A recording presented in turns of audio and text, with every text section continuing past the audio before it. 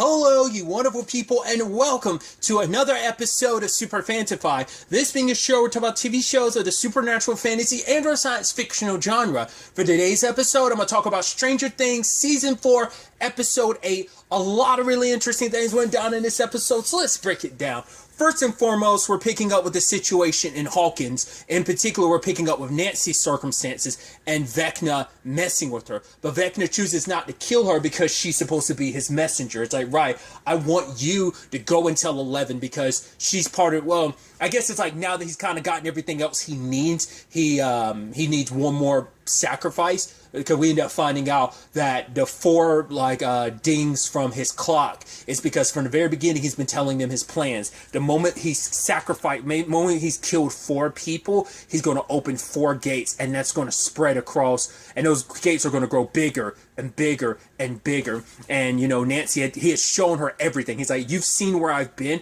I'm showing you where I'm going, and make sure you tell 11 everything, because this is about making her suffer. This is the town that she cares about because it's the town where everyone she cares about is in. So I'm going to destroy this place and consume it, open up a portal, and like the Mind Flayer and everything else on from the upside down will invade this world, and their entire town and everything that they love and care about will be destroyed.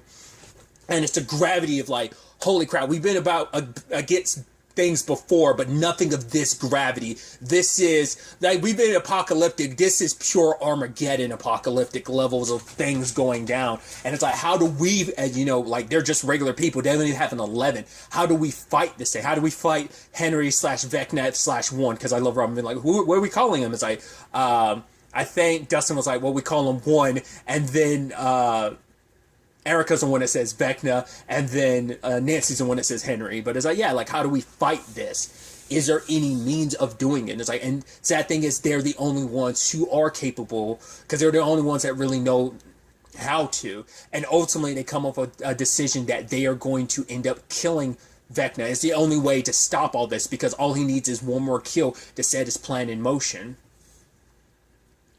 But the thing is, Max offers herself up. It's like, right, I survived before, but I'm still marked. So all we have to do is lure him into a trap, make him come to me, and while he's defenseless, because it's like, once again, we know he's just like 11. So when 11 travels, she's defenseless. So Vecna's the same way. So we have to get through him, and we'll get through his bats. But the moment we find his defenseless body, all we have to do is kill him. I mean, despite his powers and everything and what he looks like, he was human at one point in time, so probably go about it the right means. You probably still could kill him. I don't know if he still has the physiology of a human with everything that's happened to him. Like, the Upside Down changed him, but it might not just be appearance-wise. His physiology, his biology, more rather, might be different too. So it might not just be so simple as shooting him like you would a human to kill them, but we'll have to wait and see. But Max offering herself up to be like, right, like, just when you guys take your shot, don't miss. Because she's like, I survived before, I can survive again. So, and the heartbreaking thing is when 11 hears this, because she is traveling, because she's trying to make sure her friends are okay. And now it's like, right, they're marching into death, into a fight that's kind of, she started this fight, and they're the ones trying to end it. And now it's also like, right, especially because, like, Max has become her best friend now. It's like, these are all my friends. These are all the people I care about. They are my family, but also my best friend is offering herself up on a silver platter to Vecna. Like, this all started with me. I have to be the one to kind of close this. Because all the while that's happening, well, I'll finish up everything else where we currently are. But ultimately, they need to go to basically a store where they can get weapons. So they end up stealing an RV, and it's like, wait, how do you know how to hotwire this? And Eddie's like, well, his dad taught him. He's like, yeah, I'm already wanted for murder, now Grand Theft Auto. And he's like, yeah, he promised himself he'd never be like his dad. I guess that's why it's easy for people to jump on it, because it's like, oh, something's wrong with that Munson boy, because he's part of the Hellfire Club, with Jason, like, spreading that hysteria, which, to be fair, they made it clear that hysteria was already spreading around. It just added more fire to what Jason was already feeling, because, like, Chrissy was found in his house. Everyone already suspects it's Eddie, plus you add in, like, the Hellfire Club and D&D being seen as something satanic, so... but that's just interesting to know that Eddie kind of comes potentially from a criminal background, like just family wise, because he's living with his uncle now, so that is interesting to know that. But like Eddie promised himself that he'd never end up like his dad, but he's like, oh, look at me living up to the Munson name, because he talked about his dad but not his mom, so we don't know like fully what Eddie's family circumstances are. But it's like, right, I don't, and Robin being like, I don't think I feel comfortable you driving. It's like, oh, don't worry, saying that Steve has this, and so they peel away. And during that, he has a very sweet heart to heart with Nancy about like, yeah, about his dreams about like one day like kind of being in something like this, going on vacation with the 5 to 6 kids. And she's like, 5 to 6 kids? He's like, yeah, it's like it was a dream of his going, having like a family vacation, which was like, that's so sweet. I mean, I was about to say, you would never, if you meeting Steve at the beginning of this series, you would have never known he was sentimental like that he'd be like, but it's like, yeah, like once you drop the facade and everything else, it's like, yeah, he's a very like caring person on the inside. And so it makes sense that he would be as sentimental as he is. But even Nancy's like, oh, 5 to 6 kids, that's going to be, it sounds like a nightmare. He's like, well, got plenty of practice. I was about to say, like, technically it's not the Henderson family, but you rolling deep like you are right now, it's pretty much your family. So I think that's kind of sweet. But also Lucas and Max had their heart-to-heart moment where, he wants to offer someone else up, but like Max is like, no, like at least I know what I'm doing. You want to add, like you want to put some stranger up to this, like, no, it has to be me, And she's like, right, all I have to do is head towards the light. It's my mind. I can determine where and how things go down. So I can't, all Vecna does is use the darkest part of us, our darkest memories, because he thinks that's all we are. Which we got that insight in episode 7 that's how Henry /1/Vecna, all he ever sees is like the bad that is humanity. He doesn't see the good in him. It's impossible for him to see. And I think once again that's a big distinction between him and 11. 11 sees the good. Yes, she can see the realism of like, right, people can be crappy, but she also sees the good in people. She's seen it time and time again with the group that she found herself around, surrounded by the family that cares and who's there for each other. She's seen the good side of people. So that hope is what pushes her forward, whereas like the negativity and the thought of like, oh, humanity needs to be wiped out because they're not good enough. They're just kind of a scourge that needs to be wiped out. Considering his upbringing, it's just interesting like how, to be fair, Henry's had that for a while because he's always been different. And I think that's an important thing of like two people being different, not going through the exact same circumstances, but, Henry ripped himself away from it. Well, he killed his family, got taken. Jane was ripped away from her family, and Vecna never found another family. 11, after it was all said and done, did find a new family. Regardless, going back to it, Max was saying that she has a good moment, her happiest moment, that's what she's going to run towards. And Luke is being like, so was I involved? And she's like, that's very presumptuous of you, but yeah, I think you were there. I was like, I'm assuming it'd be like the season 2 finale, the dance. I'm assuming that's it. Because that's when they were all kind of the happiest. Like, everything was kind of on the up and up. Everyone was doing good, before, like, everything kind of went downhill. But she might have chose another memory in particular, but I'd assume it'd be that one. Because that was one of the memories she thought about when Vecna had her in episode 4. But it's like, yeah, the moment you start lifting, I'm going to play some Kate Bush. And it's like, you do that. And it's like, they're making a deal on. So I thought that was really nice. But when they went to go pick up weapons, lo and behold, of course, they're going to run into Jason and his people. But also, Robin ran into her crush from band.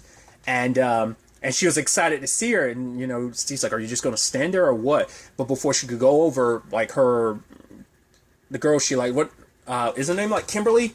I don't remember now, but the girl she likes, she sees her with a guy, and now it's like, okay, that kind of crushed Robin's dreams. But Steve later on goes like, yeah, but that guy's like, he's in college now, so like, not unless it's like some overbearing brother or something like that. So I think Steve made it sound like, and I think this might be the thing, especially the look on her face when she saw Robin go, she's like, yeah, just someone from band. I think she might be like Robin. It might be a thing of she's with a guy just to hide the fact is that she probably is interested in girls just because, but it's like, right, I don't want anyone to know. Because it's like, right, why aren't you dating, potentially someone like yeah, he's within our age range because like she's from, he's in college or whatever, but it's more so like,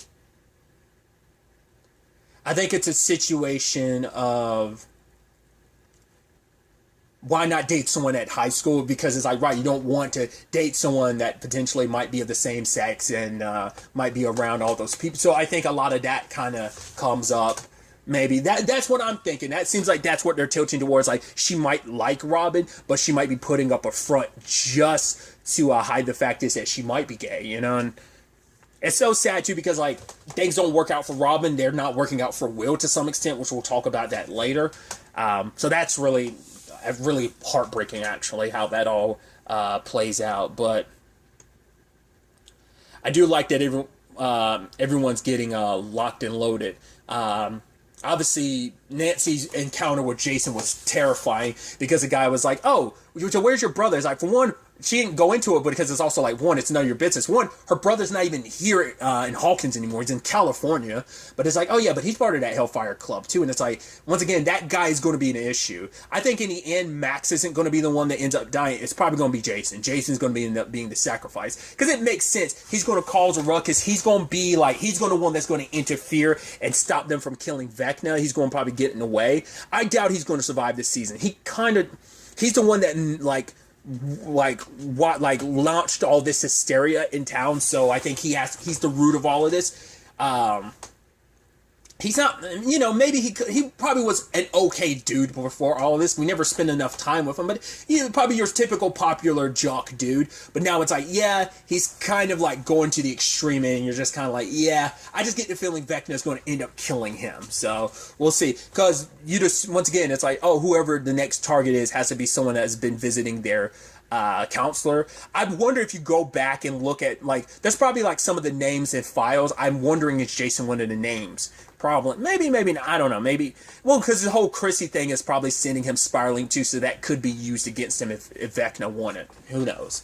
But he did look at them peel away in the RV, so he's probably going to end up following them because he knows like something's up with Nancy and them. So that's definitely going to be interesting to see how that plays out. But I do like everyone locked and loaded. Nancy cutting off the barrel to the shotgun to make it a sawed-off because it's like, right, this way I don't miss because the spread of the shotgun, you'd have to be up close. So Jason was good for something. Nancy's like, yeah, probably is super... No, it's definitely super legal. It's actually a felony, but, whatever. Lucas and his sister have a sweet heart-to-heart moment. It's like... she's telling him like he's doing things the wrong way, and she's like, yeah, this isn't like one of your, like, oh, they'll stop the game to replace your shoes. He's like, no, they won't stop the game. She's like, well, yeah, of course they won't. Your shoes never come off because you never get off the bench. She's like, yeah, except for that one game. She's like, yeah, the one game I missed. He's like, but then why do you ever come to our games? Because mom and dad make me. It's like, bullshit. No, mom and dad can't make you do shit. It's like, you're kind of the boss of your family. But it's like, yeah, she's like, despite everything, it's like, you are still my brother. And I'm like, oh, because like Erica doesn't always show him love. She sure as hell doesn't respect him. She takes, to be fair, she kind of dislikes a lot of people, but it's like, yeah, at the end of the day, you're my brother, so I care about you. That's kind of her main reason for showing up every time. The one time she didn't show up is obviously she was filling in for him in the Hellfire Club. Dustin and Eddie are having their moments with the shields and stuff, and I love that moment with and it makes me go, Eddie's gonna die, isn't he? I hope he isn't, but they've set it up so Eddie's like, right, I'm gonna pass the torch of the Hellfire Club to you guys. Eddie's not making it out of this season. I think Eddie's gonna die, and ultimately a lot of what Steve said, a lot of what he said to Steve, I want to say that was episode 7 maybe, being like, right, that kid looks up to you, not as much to me. Like, I'm a little jealous. That, the fact, once again, he wants to lead the Hellfire Club to them, I think they're going to carry on with the Hellfire Club in honor of Eddie, I don't think he's going to make it. I think he's going to make the ultimate sacrifice this season. Just kind of very similar to Billy, I think, because they're setting that up, especially because they'd be like, Henderson promised me no matter what, you'll never change. It's like, I'll try not to. They're emphasizing that too much. It's just kind of like, and this was all for Eddie's sake. So either Vecna's going to get him or Jason's going to get him. And then, like, Vecna's going to take Jason in the process. So it's like, he'll get his comeuppance, but Eddie's still going to die, I think. Or maybe Eddie's going to sacrifice himself just to save Jason, and it's going to make Jason feel like even bigger piece of crap, maybe. I don't know. But I'm scared because I don't think Eddie's going to make it, which is a bummer because I like that character, And I love them playing around. He's just like, oh, no edgies, no edgies. It's just a nice moment between them. And then Robin and Steve, and it's just like, even Robin being like, I have this gut feeling like we're not going to make it out of this. Because even she's like, my love life, it kind of pales in comparison to what we're about to do. But Steve's like, yeah, but I still have hope, that everything's going to work out. But she's just got this feeling.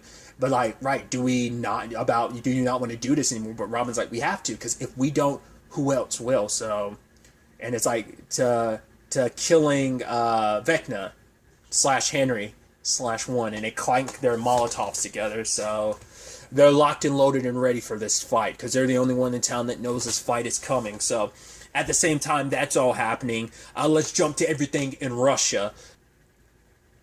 Joyce and Hopper get to finally have their moment. It's like, right, he figured things.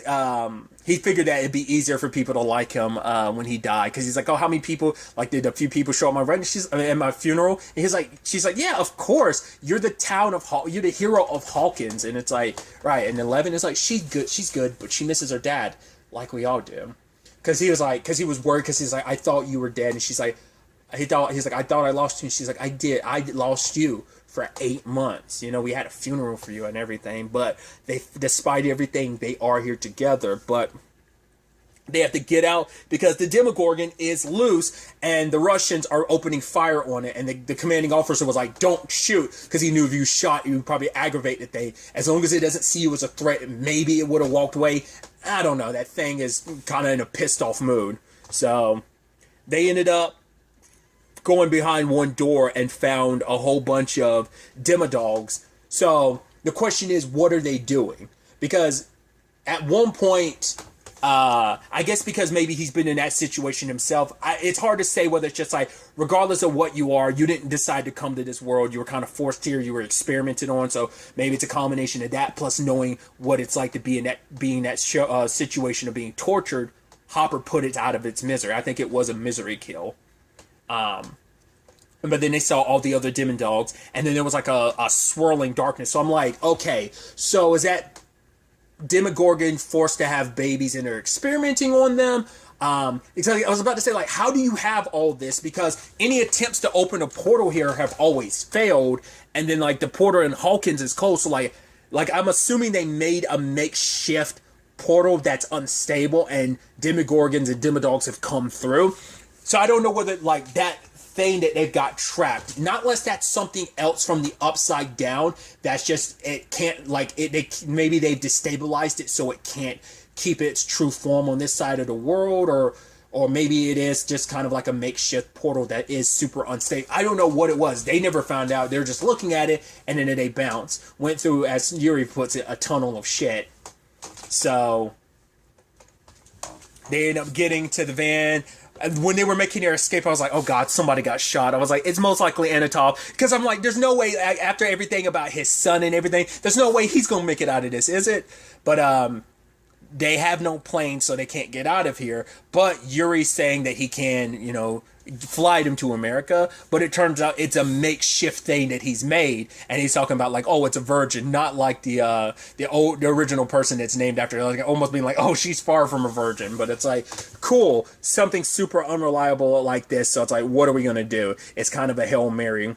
They do call Dr. Owens, but it's yeah, but you got to make it quick, and you might want to talk in code because the KGB is listening and they will swarm on us if you let anything slip. So welcome to the Soviet Union. So sadly, they're not able to get in touch with Owens, at least this episode. Maybe something can happen next episode, but there's just so much going down that it's they might not have a choice but to use Yuri's crazy machine.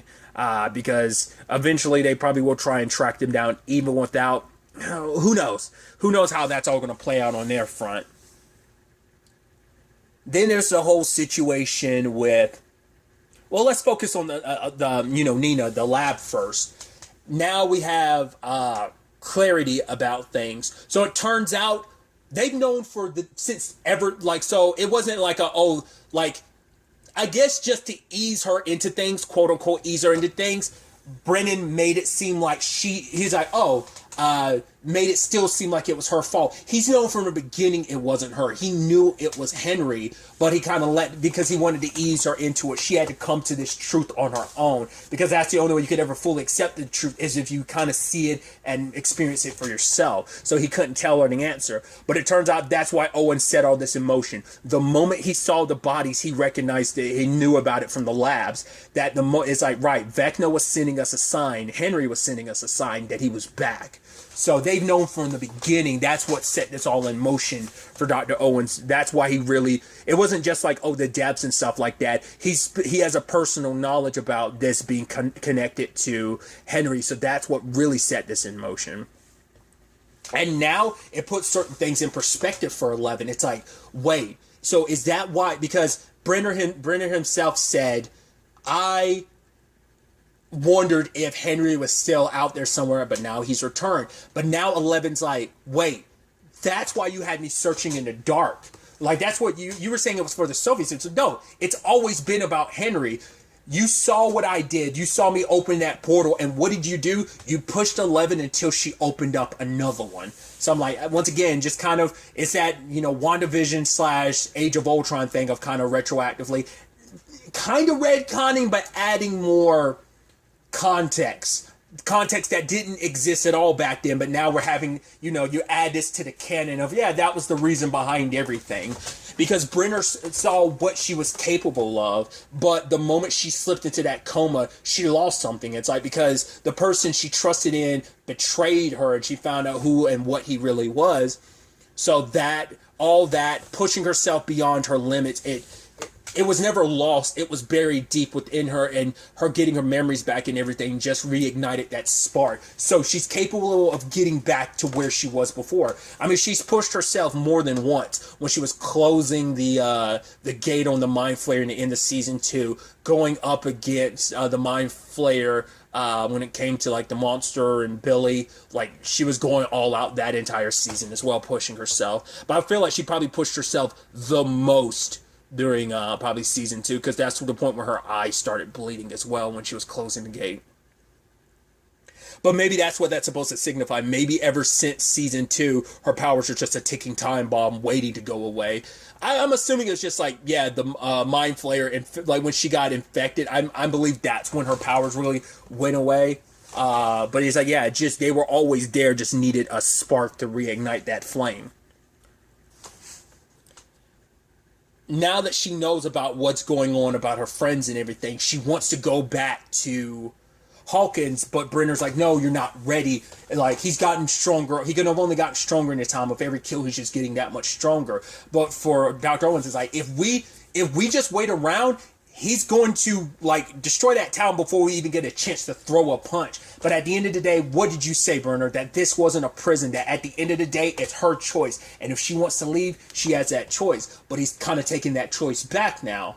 And he's trying to justify it, but like, everything I've ever done is for you. And I love 11 calls him out, because he's like, yeah, this is all on you. You're the one that started all of this. But she's like, no, it's you.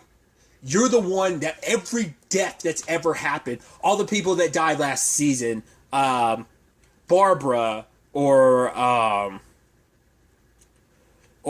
Billy, all those children, those are supposed to be your children. You're supposed to care about them. So that's for her. It's like, so you still care about Henry even after everything he's done. He's become this way, and it's all because of you, because you took Henry in despite everything. You made him your number one, because that's the thing. Henry will always hold a special spot in his heart, because it's like, right, you were the beginning. Like, Henry was the beginning of everything for him. So, because he's trying to say, like, well, I failed Henry, but that didn't stop you from failing the rest of your children, failing 11, pushing her because he saw what she was capable of, and he wanted, the scientific part of him, that discovery and everything, what she was fully capable of, and getting back probably one with everything he was capable of, trying to understand him. That scientist part of his brain is what doomed this world. It's like, you set everything in motion. Everything that's ever going down because of the Upside Down is because of you. You're the reason why there's been so much death. You want to justify it by being like, right, this is because of me. You're trying to say, like, my mom was sick or unwell. It's like, no, you took me from her. You're saying that it was a hospital. It's like, no, it was a prison. And it's like, right, he's got this revisionist history trying to make himself seem like the good guy when in actuality, and I love it that Eleven's like, I came here because I thought I was the monster, but I see it now, Papa. You have been and always were. You are and always were the monster in this situation. I was like, truth be told, he is. He's the one he's the reason why. Because it's like, right, you had one around all your children, but you thought he was something that you could control. And, it's like, right, you are solely, yes, 11 had her role to play in this, but everything was you every step of the way. You set so much in motion, so. The moment Owens got taken, I thought that was Sullivan's people, but it's like, no, it turns out that was Brenner, because it's like, okay, so if you try to leave here, I'll have Dr. Owens killed, but for 11, it's like, I'm going to go check on I'm going to save my friends, because if you get in my way, I will kill you. And I'm like, dude. And he still injects her anyway. She was so close, but it's like the drugs kicked in and knocked her out. And once again, he's like, I've done this all for you. You won't understand. I know you're angry with me right now, but it was all for your sake. It's like, who are you trying to convince? Her? Which, yes, but I think more so than anything, you're trying to convince yourself, because no father wants their child to look at them like a monster, but it's like, you are one, and you kept deluding yourself into that you weren't what she sees you as now. You refuse to ever see yourself for what you really are. And maybe it's because on some level you know it's the truth, but you just can never bring yourself to accept it. All the while this is happening, Jonathan and the others are making their way trying to find Nina. And Mike is worried that, like, after everything, it's like, yeah, what if 11 leaves? He's like, she leaves me behind. Like, she doesn't need me anymore. The fact of the matter is, yeah, she needed someone, but it wasn't like destiny or fate that brought us together. It was just dumb luck. So I just happened to be that person she got close to, but she won't need me. But then Will's kind of saying, like, no, she will. And he shows her, we see the painting. It isn't just of Mike, it's all of them, but Mike is leading that charge. And it's like, your shield has a heart, because that's what keeps this group together, that heart. You're the reason why we fight so hard, we stick this out together. And he wasn't just talking about 11, that she needs you, she will always need you because of who you are. And he talks about, like, right, she always felt different, and feeling different made her feel like she was a mistake, but you made her feel like just because that it was actually okay for her to be different. And you can tell Jonathan was picking up on it, because he was looking, and just when Will is saying all of that, he turns and he's crying. You're just like, God, it sucks, because Mike will never know that that's what's going on there, but Jonathan's picking up on it. I mean, maybe he's taking a little bit from that and applying it to the whole him and Nancy thing, but I'm thinking it's more so like, no, he's realizing, like, oh, that Jonathan's realizing that Will was speaking from the heart, not just from, like, the sake of, like, 11, but also from himself. And it's just like, that's the heartbreaking thing. It's like, right, he's pushing the people he cares about together, but it means also pushing Michael. Like, for him, it's like, as long as I can be, at least we can be together. He's like, yeah, like, maybe 11, well, can make so much money with her powers and stuff that we could just we could sit around playing D&D and Nintendo together forever, and never having to, like, grow up or having to work a day in our lives is kind of the whole point, right? So it's heartbreaking, and I don't know if he'll tell Mike the truth by the end or not, but I mean, there's at least 2 people in this group, and maybe if Robin and Will ever get a chance to talk, maybe, like, realizing, like, you're not alone in this world. I mean, especially because, like, everyone around them is also happy too, so that complicates things a little bit to some extent. So I'm curious to see what ends up happening on that front. But luckily they found their way simply because Argyle found the I love the metaphor he was using. It's like, oh yeah, it's a small, Nina sounds like a small woman you won't see. Like, maybe she's hidden behind a tree. It's like, well, he was right. It is a small place because it's not above ground. They are expecting, like, the facility that was in Hawkins. That's what they were expecting, when in actuality it stays hidden because literally everything's underground. But they were following the military tracks, which were Sullivan and them. So Brenner tries to get 11 out of there, but everyone's killed. Owens is like, all right, I can put her in a coma, just don't kill her. Because, like, right, if you're right and the killings stop while she's in her coma, then lo and behold, I'll put an end to her myself. But if you're wrong, God, you can bet we're going to need her. But Sullivan won't listen, and so he's telling his sniper to take the shot. But 11, well, because the helicopter and shooter got distracted by the pizza van, and 11 brings that sucker down. I was almost hoping she'd go full blown Magneto and just crush it midair, but it's like, no, bringing it down, making it explode, just as good. And everyone reunited, and despite everything, obviously she's happy to see Mike, know that he's real, and also hugging Will. It's like, yeah, everything works out, but her father's there, and he releases the collar from her. Once his final words, just tell me you understand that everything I did it for you because we're family. And 11 didn't say anything. All she did was put his hand down. He's almost like, please. It's like, because I think there's a part of 11 that's like, no, you were never my family. And because I think when she saw, like, when he was saying all that, I think she looked to Jonathan, Will, and Mike and realized, like, no, my real family is there. My real family's in Hawkins, and they're in danger. And you almost stopped me from going after my family. And it's like, no, goodbye, Papa. It's like, she's not going to give him the satisfaction of dying, believing everything he did was right. It's like, no, in the end, your daughter still looked at you like the monster you are. And so, I mean, who knows? Maybe he's going to be like, oh, he's actually not dead. Seems like he's dead, but hell, we thought that in season 1 was like, no, he was still alive this entire time. But that looks like that's definitive, being like, nope, he's gone for good. But we'll see. You won't be alive to kind of fully face the sins that you've committed, but you've lived long enough for 11 to prove to you that she's not the monster that you are, that, once again, kind of making you face into reality that you never really cared about her, that this was all for your own sake. So either way, everything's coming to a close. They're going to try and find their way, but it's like, right, it's going to take a long time to get to Hawkins, so how do we get there, and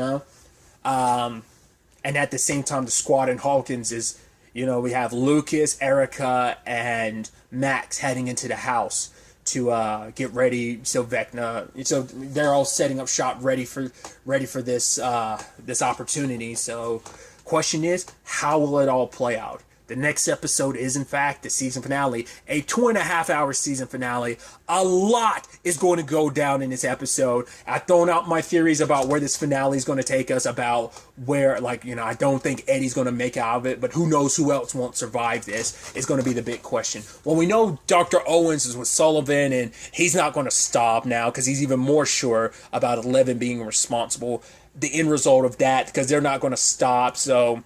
They're so focused on, like, we got to get to Hawkins, protect our friends, because they're going into this. Not just them, everyone could die. The entirety of Hawkins could get swallowed up and destroyed. So we'll see if they'll make it in time. But even if they do, like, once again, what sacrifices, what deaths will be waiting? We'll ultimately have to wait and see where the season finale takes us. But really, that's all I want to talk about. Till the next time we meet, be happy, be safe, live life to the fullest, and enjoy it. Good day and goodbye.